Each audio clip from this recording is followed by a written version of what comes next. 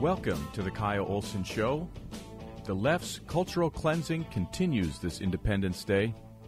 This week, they set their sights on an emancipation memorial in Washington, D.C., depicting a freed black man rising.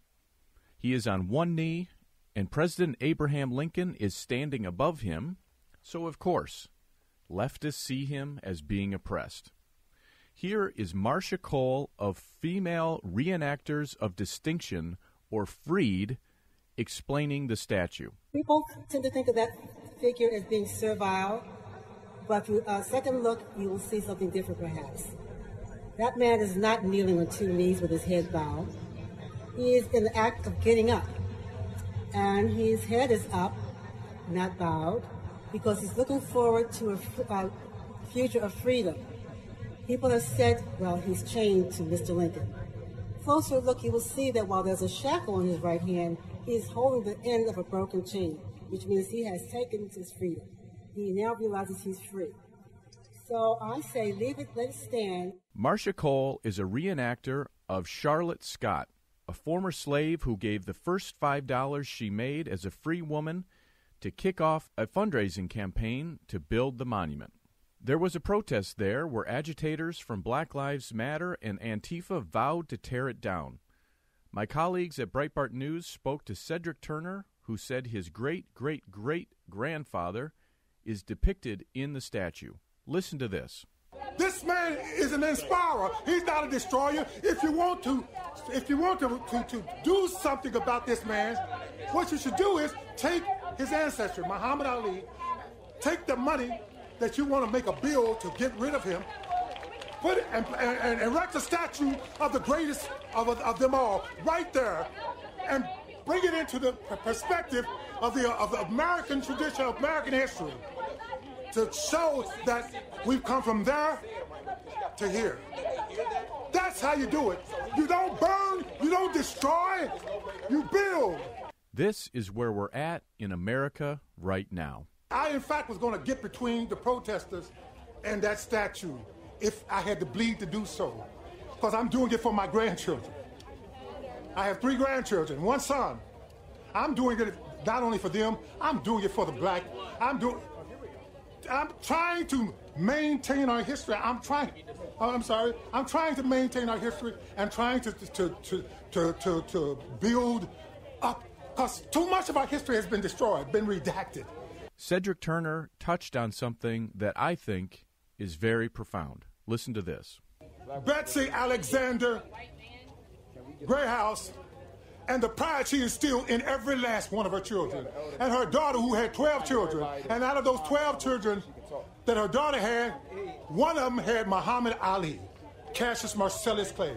Now that's a legacy that they would no sooner burn for whatever reason.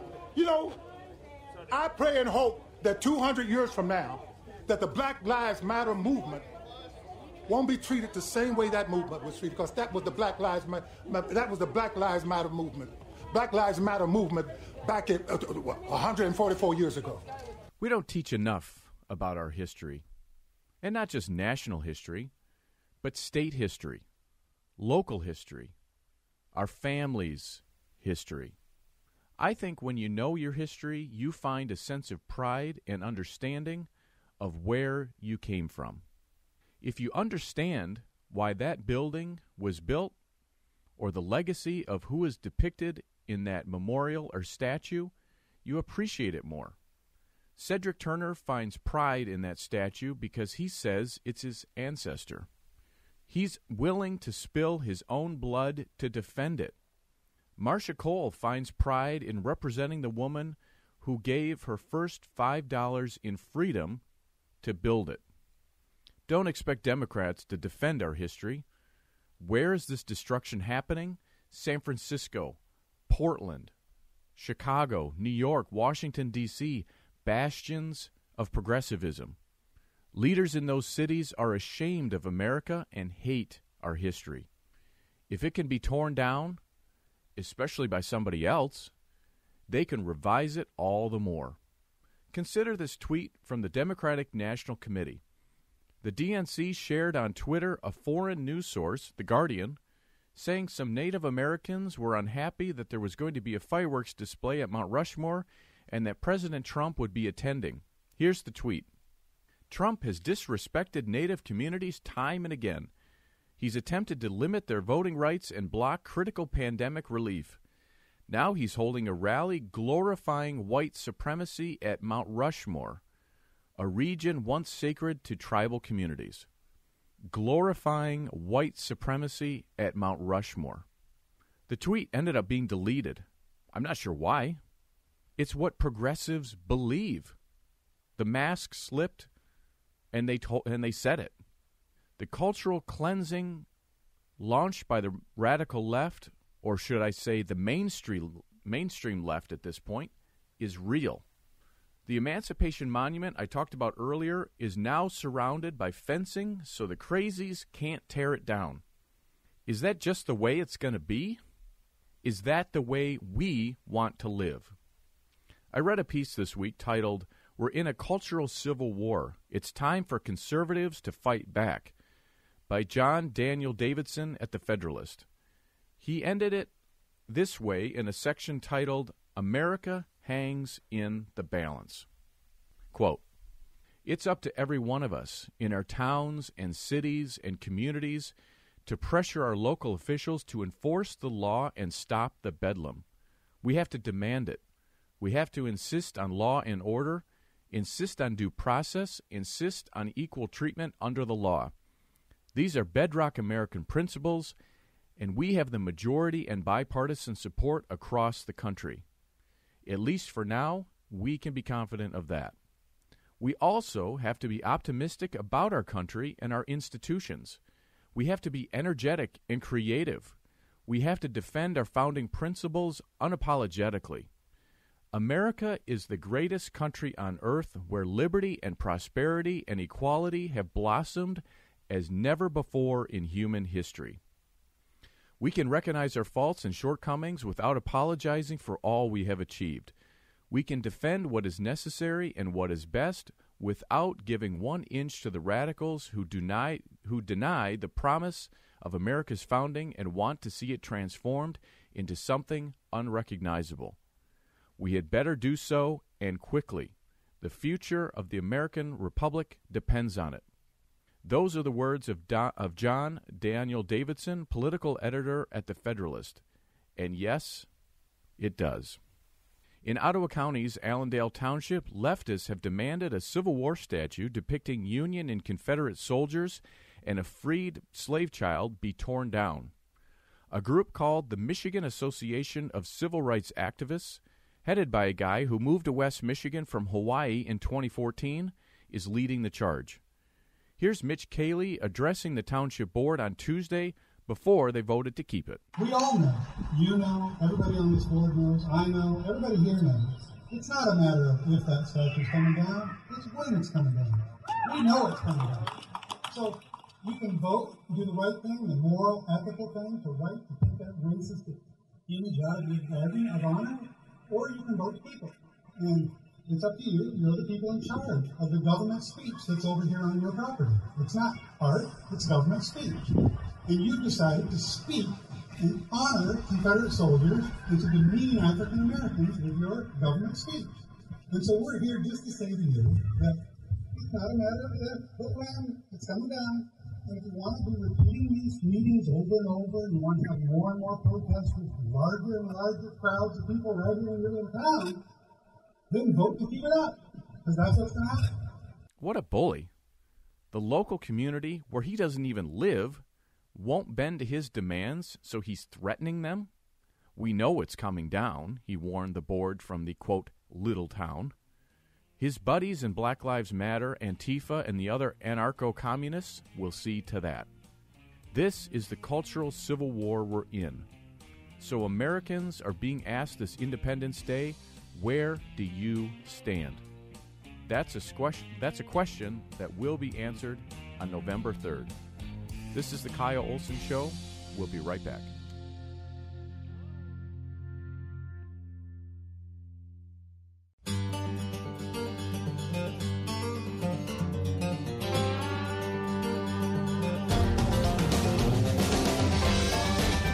Welcome back to the Kyle Olson Show. Nick Adams is founder of the Foundation for Liberty and American Greatness, or FLAG, a nonprofit organization dedicated to promoting and providing high-quality civics education that informs students and families about the greatness of America and the power of the American dream, something that we need more than ever, and we'll be talking about that shortly. He's also author of the new book, Trump and Churchill, Defenders of Western Civilization. So, Nick, it's July 4th, arguably, maybe with the exception of VE Day, the most important day in our history. But we're seeing that history being rewritten before our very eyes. What we're seeing play out in the streets of America was born from our classrooms, wasn't it? Kyle, first off, it's a tremendous honor to be with you on the 4th of July. You're right. It is the most important day in my mind on the calendar. And it's always important to remember who we are and where we come from. And you are absolutely right. All of the problems that we're seeing right now all across America, I believe, have their origins, have their root in public school classrooms, not college campuses, not the family home, although those places also need significant improvement, but primarily in public schools, elementary schools, middle schools, and public high schools.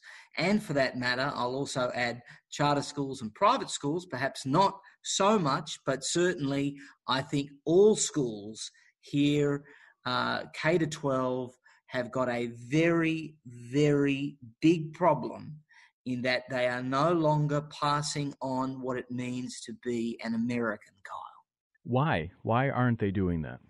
Well, they're not doing that, I think, Kyle, because, I think that they don't want America to be America. I don't think that they like America the way that it is. And I think the teachers and the unions and all of the players within the system that shape it before a student actually hears from a teacher, I think that all of those people are working actively against America in the sense that they've been indoctrinated to believe that America is something that it isn't. They truly believe that America is this really bad and really awful and really sinful country, and it's got so much to atone for, and it's not something we should celebrate. And it's incredible because all these people do is magnify America's deficiencies. And of course, America has deficiencies. It's like any human being. I mean, of course it's imperfect. Of course it's made mistakes. But at the end of the day, while magnifying our deficiencies, these people completely and totally, very conveniently ignore the plethora of greatness about America. And if you go back and have a look, Kyle, I mean, there's never been a country like the United States of America. There's never been a people like Americans. There's never been a culture like America. There are 4 ways that a nation is said to be exceptional: culturally, militarily, economically, and scientifically. And on each of those 4 measurements, in almost 5,000 years, with less than 5% of the world's population, America has dominated those 4 spheres: culture, military, science, the economy, to a point previously considered impossible. But none of that is taught to our children. And so you take the example of the Constitution and the Declaration of Independence, and you think about James Madison and Thomas Jefferson and George Washington and Benjamin Franklin and all of those men that were involved in writing those documents, creating something completely different that the world has never seen before. And I'm willing to bet if you go into a government school today and you bring up those names, and again, you're seeing this play out in the streets of America today, what is the focus? They were slave owners. That's all kids know about those men. Tell me, what does your organization, the Foundation for Liberty and American Greatness, what are you doing to combat this? Well, Kyle, the Foundation for Liberty and American Greatness has got 2 objectives. One is to teach civics, and 2 is to promote the American dream in public schools, increase patriotism in public schools. And we do it 3 ways. Number 1, through classroom visits. Number two, through the creation and distribution of kid-friendly resources relating to the founding documents. So we've got the Students' Constitution, the Students' Declaration of Independence, the Students' Federalist Papers, and the Citizens' Guide to the Electoral College. All of those are in plain, easy, simple to understand English that even a fifth grader can comprehend. And then the third part of what we do is we train teachers. We teach teachers how to teach civics the way that it used to be taught. So what we're doing is we're trying to make sure that every young American, Kyle, that they understand what makes this country great, that they understand the history of this country objectively, not some black armband view of American history where we only focus on the bad stuff. And what we're actively trying to combat through FLAG's work is this idea that America is a racist country. America is the least racist, multiracial country in the world. It is the most colorblind society in the world. And I can say that because I wasn't born here. I wasn't raised here. I've lived in different places all around the world. And I can tell you that Americans are the most uninterested and disinterested people in where somebody comes from. The whole American idea is we're not rooted by blood. We're not bonded by blood. We're not bonded by some kind of, our unity comes from our belief in the Constitution, the Declaration of Independence, Western values, Christian values, things like that. And this whole idea that this is a bad place, this is the best place in the world for a black person to live. That's why no black people ever leave America to go anywhere else. And it's why more than twice the number of black Africans who came here as slaves have come voluntarily as immigrants. And you don't see a whole lot of, this is a point that some people make. You don't see a whole lot of rafts going south to Cuba. You see them heading north to America. To the parent and the grandparent and the teacher who's listening and they want to integrate your materials into their classrooms or, propose them to the school board or whatever, how can they do that? Well, we invite them, Kyle, to visit our website, flagusa.org. That's flagusa.org. They can get some copies of our resources. They can request us to come and speak at a school or at some kind of gathering. The other website is nickadamsusa.com, nickadamsusa.com, or flagusa.org. And one of our dedicated staff will get back with the person immediately. Well, I encourage everyone to do that because my work at EAG, we talked and wrote extensively about the breakdown of civics education and the just basic facts that kids don't know, and they're graduating high school, going into college, graduating college, not knowing basic information about our government and our history. And Nick Adams is doing something about it. So his organization, again, is the Foundation for Liberty and Greatness, American Greatness, or FLAG, and his website is flagusa.org. Nick Adams, thanks for joining me. Kyle, it's always a pleasure. This is the Kyle Olson Show. We'll be right back.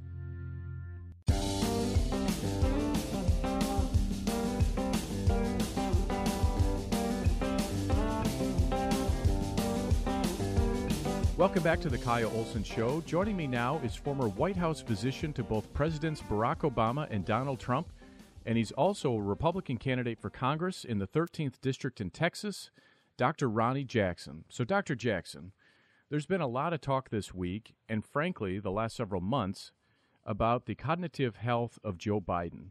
So just from observing him, how would you describe him? Well, I just say that I'm not comfortable with him being my president. You got to look at what's going on here. I don't know what's going on. He's obviously, I think he's got some cognitive issues. I'm not going to, as a physician who's never, examined him, I'm not going to make a diagnosis, but Sure. As a concerned American who also just happens to be a physician, I'm just going to say that, it's concerning to me that he seems to sometimes not be able to complete a sentence and not really know where he's at or what he's doing. And we've seen that countless times now. when he's been on TV, we see that he's confused. And some folks they age gracefully. Some folks don't. We all know people that are in their late 90s that are sharp as a tack, and then we all know people that are in their early 70s who having trouble remembering things. And so, unfortunately, I think that if he were going to be a president someday, that window seems to have closed in my mind. What has Joe Biden done in public that you think would warrant giving the test to him? Well, he's made crazy comments. He all the time, you can see, like, constantly, he starts off with a thought, and mid-thought, he forgets what he's talking about, and he can't finish the thought. And he tries his best. He struggles for a few seconds, and then he just gives up. And, most of us, we talk about something, and we might hit a bump in the road and kind of have a little pause, but then we pick back up, and we with the thought that we had, and we finish the thought. And he can't do that, Other things, like, he's several times he's talked, and it's been obvious he didn't know, like, exactly where he's at physically located. He didn't, he's made comments indicating that he's running for the Senate, not for for president, and things like that are concerning to Americans. And I'm not making a diagnosis as a physician here. Sure. I'm just saying that I think that I want my president, my commander in chief, my head of state to be a little bit sharper mentally than Joe Biden currently is. Like I said, maybe he would have been fine 10 years ago, but I legitimately think that Joe Biden's window to become president of the United States, commander in chief, head of state, is closed. I think that he's old enough now that he's having cognitive difficulties. And that's just, that just happens. It's part of growing old. And it happens to some people much faster than it happens to other people. And President Trump, is 74 now, and he is, I guarantee you, he's as sharp now as he was when he was in his 40s. He doesn't miss a beat. He's got a memory like nobody's business. I'm shocked all the time at the way he can recall names and associations. And, if he went head to head with Joe Biden cognitively, there just wouldn't be much of a comparison. It would be very one-sided. And I think that's why, I think Joe Biden hadn't been out in public much lately. And I think, honestly, supposedly Joe Biden has agreed to 3 presidential debates. I'm here to tell you right now, they are going to find a way to get out of that. They cannot afford to put Joe Biden on the stage side by side with President Trump. It will be an unmitigated disaster for their party. That's very interesting. Describe for us how, if you were the White House physician, how you would administer that test to a Joe Biden. Well, you do it. It's very standard. There's no variability really in the way that test is administered. It's straightforward. Anybody can pull it up online and look at it. It's a very basic test. If you don't have any cognitive disability, you would look at that test and say, this is pretty simple, pretty basic stuff. But that's the reason that it's there, is because it's trying to find people that don't have the ability to do those simple tasks. And so it's a screening test. It's not a full cognitive assessment. And the thing that frustrated me, and the reason that I got involved in this early on, making comments about this, and I'm going to reiterate again and again that I am not commenting as a physician that's had anything to do with Joe Biden. I'm not making a diagnosis or anything like that, because I'm a firm believer that, you need to have a relationship with the patient and examine the patient to make a diagnosis. And I'm not doing that. I'm talking to you as a concerned citizen, and someone who's in the Republican Party and who does not want Joe Biden to be my president. And but there's no variability in the way this test is administered. It's very simple. You sit down, you give the patient the test, they start and they answer. They look at the questions. Some of them are describing what they see. Some of them are drawing a clock and putting the hands in certain positions. Some of it's like, can you name the animals that are represented here? A camel, a lion, a rhinoceros, things of that nature. Yep. And you count backwards from 100 by 7. These are, they're very basic stuff. And, most folks that, like I said, that don't have any cognitive disability would think it's kind of really basic. And but if you have cognitive issues, it will find a lot of those. So that's the purpose of the test. And again, I want to emphasize what you've been saying, that you are not diagnosing him. He is not your patient. But just speaking again, based on what you have seen on TV and video clips and that sort of thing, if you were his physician, would you recommend he take the test and release the results to the public? Well, here's the thing I'll tell you is that the standard has been set, and it's been pushed by the far left in the liberal press. I talked to multiple psychiatrists and psychologists, but mainly psychiatrists, before I did this about what was the proper test to do if I wanted to do this and everything. And everybody was in agreement that it was the Montreal Cognitive Assessment, right? And I had so many people calling me. I had, psychiatrists from, Harvard and everything, all these that, obviously were very liberal. Their politics were showing through in some of their interactions with me, but they were demanding that the president should be examined by a panel of psychiatrists, and that he should have this screening test done, and he should be examined. And they were saying right up front that from now on, anybody who's going to be considered for president of the United States should be submitted to a screening exam, and then they should be examined by psychiatrists. That's interesting. And so they're saying this over and over. They were saying this when President Trump was in office, but now that they've got Joe Biden as their candidate, nobody is saying that. It's crickets, right? And that's my thing. It's such a double standard. There's such hypocrites when it comes to this. When it's President Trump, they're jumping up and down. He has zero clinical indications. He says or does nothing, in a public fashion that would prompt this. Yet they're making these accusations, and then they get Joe Biden here as their candidate, and he's flawed on many fronts with regards to his, cognitive prowess, and no one's saying a word. And it's politics at work, and it's shameful. And I just think that the reason I'm here doing this show with you today, and the reason I've been talking about this a little bit in the press, is because I'm disgusted with the double standard.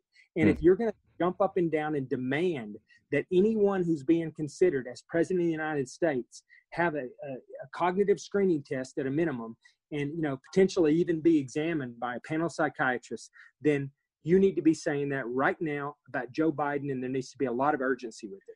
Well, and what's so strange to me is that, this issue has sort of been bubbling under the surface, and the President Trump has talked about it, and he's challenged him to take this test. And I'm looking at it right now, just reading through it, and it seems like pretty simple stuff. And you've described some of it, not very complicated stuff. And you would think Joe Biden, his campaign, would say, you know what, maybe we should do that and just release the results and be done with it. But for whatever reason, they won't do that. So what should the takeaway be for voters? I think the takeaways for voters should be that, that they know as well as we do. We see it on TV, and we have our suspicions that something's wrong, that he wouldn't do well on that test, that he's not cognitively sharp enough to be our president right now. They know that any type of objective measure like this test would demonstrate that, and they're not going to let that happen. And you'll see, they will do everything in their power to prevent that from happening. They will not let him be examined. They will not let that happen, because it's not going to be good for them. And so I think the message to the voters is, go with your gut on this. You can see him. And, it doesn't take a rocket scientist. It doesn't take a neurosurgeon. It doesn't take a psychiatrist to realize that Joe Biden does not possess the mental acuity right now to lead this country. And I just think his window has closed in my mind. And like I said, I'm not making a diagnosis, but he is not aged as gracefully as some. Dr. Ronnie Jackson is in a runoff in the 13th District in Texas on July 14th. Thank you so much for your analysis today. Thank you, guys. I appreciate y'all having me. This is the Kyle Olson Show. We'll be right back.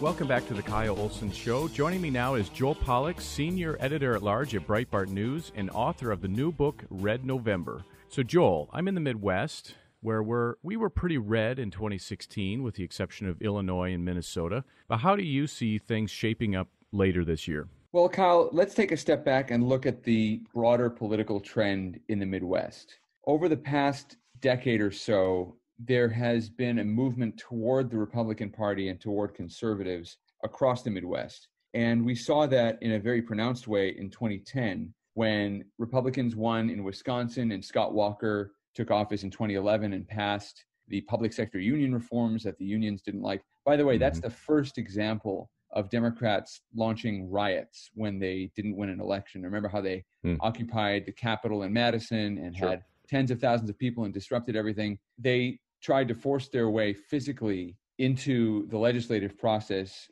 The Democratic legislators boycotted and ran out of the state. So this is nothing new. What we're seeing right now with Black Lives Matter, when Democrats don't have power, at least in recent years, they turn to disruption and in some cases political violence. So there's that part of the story. But in general, the Midwest has been moving toward Republicans, partly because of economic changes. And the cities, which used to drive a lot of economic production through manufacturing, had been declining for several decades. And there was a real desire among voters in the upper Midwest to look for a way out of being known colloquially and not affectionately as the Rust Belt. People wanted a post-Rust Belt way of governing. People wanted innovation. People wanted lower taxes, fewer regulations. They wanted to free the economy, especially as a lot of the jobs had left the Midwest to go south to states that had right-to-work laws, that had lower regulations, lower costs. So the Midwest had to become more competitive. And socially, I think the electorate in the Midwest wanted to pull back some of the power that had been taken by the cities. The cities had declined, and yet they were still very much part of the governing elite in a lot of the Midwestern states. And I think a lot of voters wanted more of a balance. So that trend is still continuing. I think Minnesota is going to be competitive in 2020, precisely because Democrats continue to do things in Minnesota that alienate a lot of voters. There are Minneapolis-specific issues that the rest of the state isn't quite on board with. And even in Minneapolis, which is a complete disaster with the Black Lives Matter riots, with the George Floyd political or police violence to begin with, but also then the decision by the city council to disband the police, all of that is offensive to conservative voters and even to sort of classically liberal voters in Minnesota. We saw in Wisconsin, especially traditionally Scandinavian areas of the state that had always voted Democratic, they started voting Republican in Wisconsin. Now that's spread to Minnesota. So Minnesota's competitive. Trump almost won Minnesota actually in 2016. He came within, I think, about 1%. Outside of Hennepin County, he did very, very well in Minnesota. So I think the Trump campaign is going to focus on Minnesota. Democrats are going to have to spend some resources there. Now, we saw Democrats take over in other parts of the Midwest, in Wisconsin and Michigan, but there's still significant Republican political clout in the legislatures. Illinois remains an exception for a variety of reasons we can talk about, but Illinois at least did try with Bruce Rauner for 4 years to have a reformist Republican governor. I think the problem with him is that he didn't follow through, and he very nearly lost his primary when he ran for re-election to Jeannie Ives, who's now running for Congress in Illinois. She almost beat him. I think she came within 2 or 3% of beating Bruce Rauner, which is unheard of, really, for an incumbent governor. Right. Well, and of course, that situation in Illinois was, he was battling, or he had to try and deal with an extremely Democratic, supermajority type of situation legislature. And I mean, when you're in that kind of situation, there's really, I think, unless you're using executive orders, which generally speaking, Republicans, don't do, you can't get a whole lot done.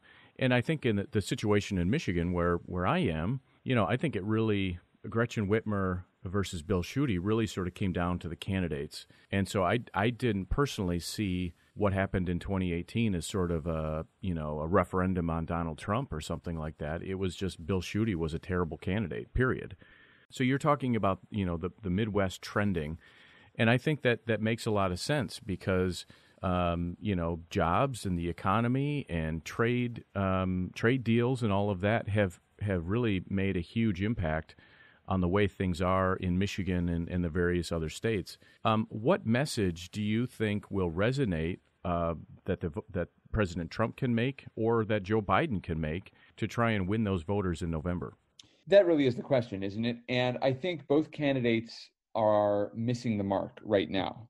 What Midwestern voters want most of all is stability. And what was destabilizing was NAFTA. What was destabilizing were the unions basically running these states into the ground and then telling voters they'd have to pay higher taxes for the unions' big pension obligations. I mean, there was a racket running the states. That's basically the racket that voters tried to get rid of and started to succeed in some states. So voters wanted a more stable environment in which jobs could be created and they didn't have to worry about being taxed out of whatever prosperity people had managed to hold together. Trump delivered on his promises. Trump got rid of NAFTA. In fact, USMCA just went into effect this month. So he delivered on that promise to voters in the Midwest. He brought manufacturing jobs back. He allowed the economy to stabilize in a lot of these places, and everything was going well. The problem is that right now, the entire country is in an unstable situation. And it's not Donald Trump's fault. I mean, you can criticize aspects of his response to coronavirus, but coronavirus is a global phenomenon, and it's affected almost everybody.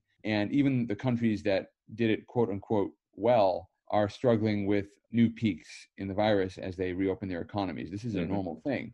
So it's not something he could have controlled. Likewise with the Black Lives Matter riots, which are mostly an internal Democratic civil war. I mean, Republicans like to side with the police, but these are police in liberal cities, and they're often dealing with uprisings against liberal mayors. So this has nothing to do with Donald Trump, but people want to be able to look beyond it. People want to be able to find a leader who's going to get us out of it. Nobody really thinks Joe Biden can do it. Joe Biden isn't even running his own campaign. So I don't think there's a lot of confidence in his ability to run the country. But right now, or at least until the last few days, Trump has been at the center of controversy because the media always make everything about Trump and because Trump has something to say about everything. And I think the challenge for Joe Biden is he's going to have to go to these voters and say, look, I may not be the candidate you wanted, but I'm better than what's going on right now. And I have a team that I'm bringing with me that knows how to run things, and things will get better if you vote for me. That's the Joe Biden pitch. It's pretty simple. Right. I think the problem there, though, that he's got is that his vice presidential pick, because, you know, one of the things that I've been writing about at Breitbart is the cognitive issues that are apparent that he is suffering from. And so that team that he is going to bring along with him, I think, will receive more scrutiny maybe than any other team, presidential prospective team in history. So we've only got a couple minutes. So? I mean, I don't know that they're going to get more scrutiny. I wrote about this a little bit in Red November in my book, where I wrote about Biden's cognitive issues. And if you saw his response on the economy this week, the jobs report, it almost looked like his teeth were falling out during the speech. And I say that partly because I'm being mean a little bit, I admit, but partly also because it really was just impossible to look away. I mean, he kept doing strange things with his mouth. He's very old. I don't know that they're going to get scrutiny, though. The media have no interest in scrutinizing who's behind Biden. There are a lot of really frightening people on some of his policy committees. There's a woman who's the pioneer in what's called modern monetary theory, which basically holds that it doesn't matter how much money the government prints. You can just keep printing it forever, pretty much. He's got Alexandria Ocasio-Cortez, the Green New Deal, who wants to shut down the fossil fuel industry, and she's on his climate change committee. She's advising him on climate change. So that's really scary, but we see almost no reporting about it. I think Trump's case in the Midwest has to be that he's the person to bring the jobs back, and he's the person who's going to drive law and order. He's saying all that, but beyond that, he also needs to project an air of stability, that he's not going to stir the pot unnecessarily. You know, we talk about Michigan for a second. Right before the Detroit debate last year, Trump got into a fight with the late Elijah Cummings. And Elijah Cummings had been pretty nasty to Trump. And Trump responded by calling Elijah Cummings a bad congressman because his district in Baltimore was rat infested. The media claimed that the term rat infested was racist. Now, it's not racist. It's just a way of describing a poor place. And in fact, Cummings had used the term infested himself before. But they came to Michigan with that sort of fight brewing. And you can afford to have that kind of fight in good times. You can have a sort of fight about words, and you can have a fight about who's running the cities worse or better. But what people in the Midwest really want to know is, how are things going to get better? We don't want to talk about the past. We don't want to talk about semantics and words and politics and talking head pundit stuff. Trump has to get out of that. He has to look beyond the Twitter fights that he doesn't always start, but he has to look beyond it. And I think that's the challenge he faces. I think he can do well in the Midwest, but he has to project an idea that he knows where the country's going and that he's going to give it more stability, not more instability. Right. Yeah. And I think that, I mean, in a lot of ways, the election really, if you focus on the economy and you focus on the values that I think the vast majority of the public embraces, if he focuses on those things, it's really his to lose. But, you know, the election is, about 4 months away, and 4 or 5 months away, and it seems like it's going to be a long, twisting road from here to there. But Joel Pollak is Senior Editor-at-Large at Breitbart News and author of the new book, Red November. Joel, thanks for joining me today. Always great to join you, Kyle.